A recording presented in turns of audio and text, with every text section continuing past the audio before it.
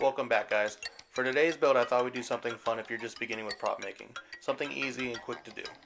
We're going to be building the Aku Aku mask from the Crash Bandicoot series. Let's get started. The first thing we're going to do is we're going to start by making the actual template for the mask. The basic shape of the mask is really simple. It's a rectangle that narrows out very slightly towards the end. You don't have to worry about making it too narrow, just a little difference is going to make it perfect. Once you get it to the right shape that you want, you're going to go ahead and start cutting it out with an X-Acto knife.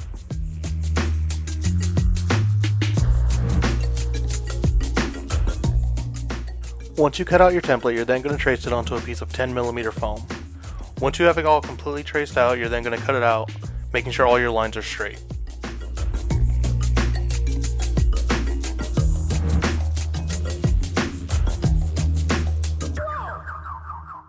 Once you have the mask cut out, you're going to start working on the general features of the face.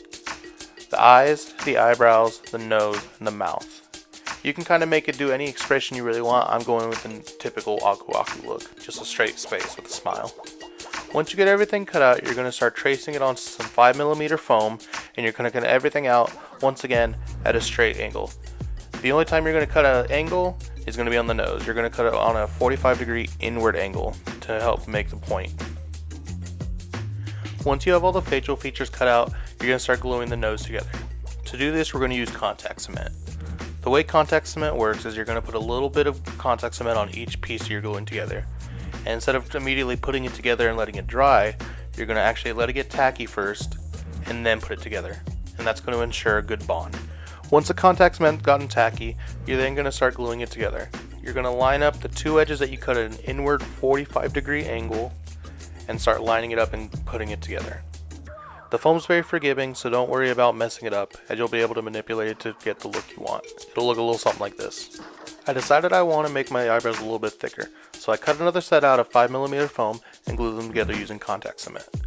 In order to avoid this, you can always cut the eyebrows out of 10mm foam to begin with. Next, we're going to give the body of the mask a wood texture. To do this, we're going to take our rotary tool with a sanding drum bit on it, and we're going to make various lines throughout the body. It's a cartoon mask, so you don't have to worry about making it too realistic, just enough to give it that wood grain look.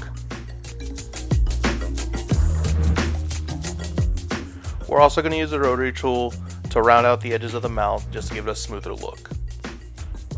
Make sure you add a little bit of lines in the eyebrows too, just for a little bit more consistency in your build.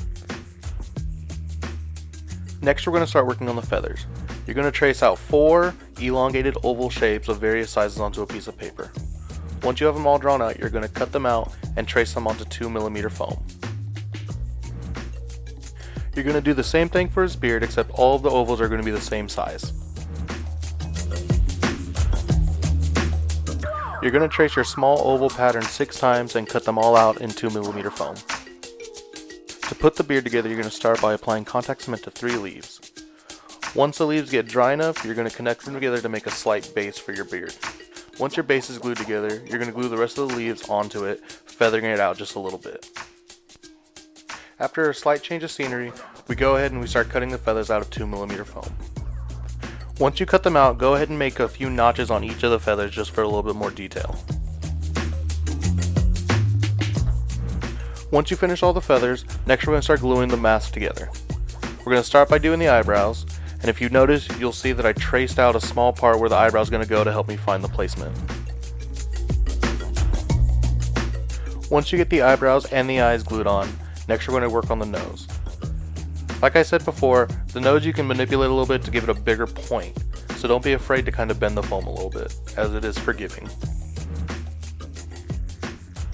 We're going to repeat the same process for the mouth, making sure we glue it on as straight as we can so it doesn't look crooked. Once the face is glued together, next we can attach the beard. When you're gluing the beard on, make sure to give it a slight arc in order to give it a little bit more depth.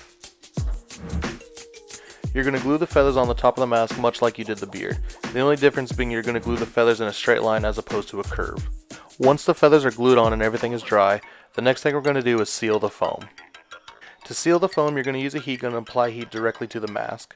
What this does is it closes all the cells in the foam and it helps it get ready for painting.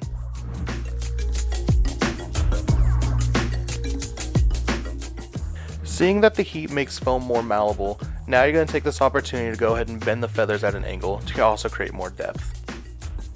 Once this is done, we can finally get ready to paint. We start by painting the body of the mask. To paint this, I'm using Plaid's FX paint, which is really good and made for foam. I highly recommend it, and you can find it at most hobby stores for about $4 or $5. Once you get the body painted, we're then going to work on the eyebrows, which is just a plain red color. To paint the feathers, we're going to be using 4 colors. This feather I'm doing in a dark blue. This one's going to take a couple coats of yellow. The 4th feather is going to be a mixture of purple and white. And the 3rd feather is going to be a mixture of orange and white as well. If you're wondering why I did this out of order, there's no particular reason. I literally just painted it like that. Now we're going to start putting our first coat of yellow on the eyes. As you can see, once the paint starts to dry, it dulls out a little bit. So don't worry, we're going to add more coats later on. We're going to use the same orange as we used for the feather for the nose. Once everything's dry, we're then going to apply the second coat of paint to the mask. Next, we're going to start painting the beard.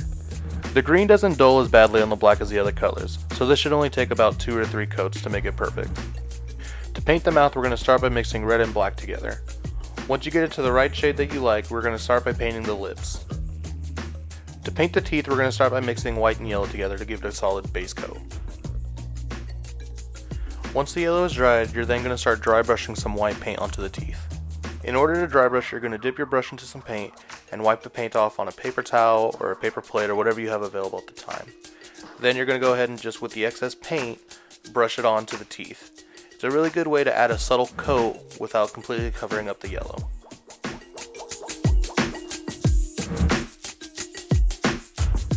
Once you're done with the teeth, you're then going to start dry brushing some red onto the main body of the mask. The red is going to give it a very subtle look, so don't worry if it doesn't seem too prominent. Next, we're going to start adding all the details, such as drawing the lines on the feathers and the leaves. If your lines don't come out straight, don't sweat it, just keep going with it. Don't forget to draw lines where his teeth are, that way his mouth doesn't look like a yellow void. When you're doing the feathers, make sure none of the lines are the same, that way it gives a little bit more texture and detail to the mask.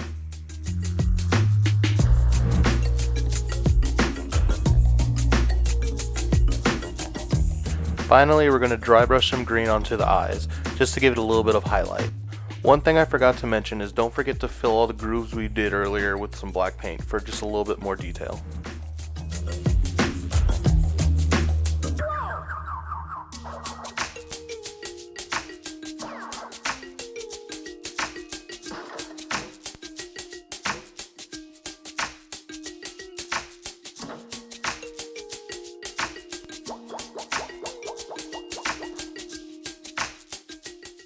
And there you have it, guys. That's how you build the Aku Aku mask from the Crash Bandicoot series.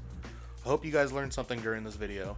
And if you guys like this, please like, comment, and subscribe. And if you guys decide to build this, please post it on Instagram and tag me at robotronics_props so I can see it. Thanks, guys, and I'll see you guys next time.